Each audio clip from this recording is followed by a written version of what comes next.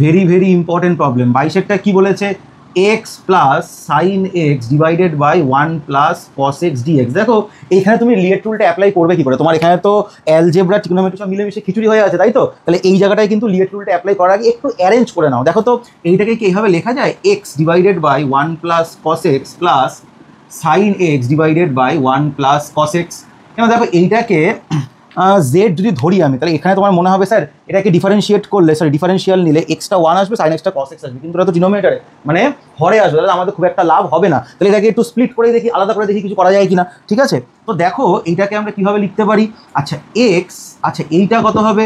2 cos square x by 2, আর এইটাকে আমরা লিখতে পারি 2 sine x by 2 cos x by 2, এটাকে লিখতে পারি 2 cos square x by 2 dx. আচ্ছা এবার এখানে আর এইটা কেটে যাচ্ছে, এটার সাথে পাওয়ারটা কেটে যাচ্ছে, তাহলে এই জায়গাটা আমাদের থাকছে half x sec square x by 2, আর এইখানে থাকছে হচ্ছে আমাদের ট্যান এক্স বাই 2।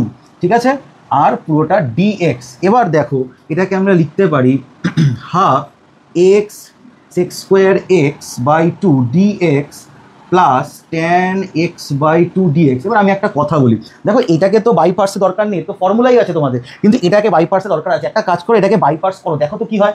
আচ্ছা এইটাকে বাই পার্টস যদি করি, তাহলে দেখো এখানে এবার লিয়েট রুল আমি অ্যাপ্লাই করতে পারবো। তাহলে এটা হচ্ছে অ্যালজেব্রা ট্রিগনোমেট্রি, তাহলে অ্যালজেব্রা আগে আসে, তাহলে x sec square x dx minus d dx of x sec square x by 2 dx whole dx plus tan x by 2 dx. তাহলে কত হবে? Half x.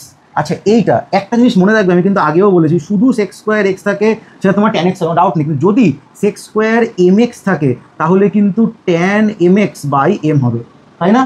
এইখানেও তাই, তাহলে এইখানে কত হবে? Tan x by 2 by half, okay, minus এটা 1 হয়ে যাবে, তাহলে এই জায়গাটা হয়ে যাবে tan x by 2 dx by half. আচ্ছা bracket close tan x by 2 dx. এবার তোমরা দেখো যদি আমি ব্র্যাকেট ওপেন করি, তাহলে এই হাফ কাটবে, তাহলে এক্স ট্যান এক্স বাই 2, এই হাফ আর এই হাফও কাটবে, তাহলে minus tan x by 2 dx plus tan x by 2 dx. দেখো এই দুটো কিন্তু ক্যান্সেল হয়ে যাচ্ছে, তাহলে আমাদের অ্যান্সারটা আসলো tan x by 2 plus c. কি বললাম বোঝা গেল? এরকম অঙ্ক কিন্তু প্রচুর এক্সামে আসে, খুবই ইম্পর্টেন্ট।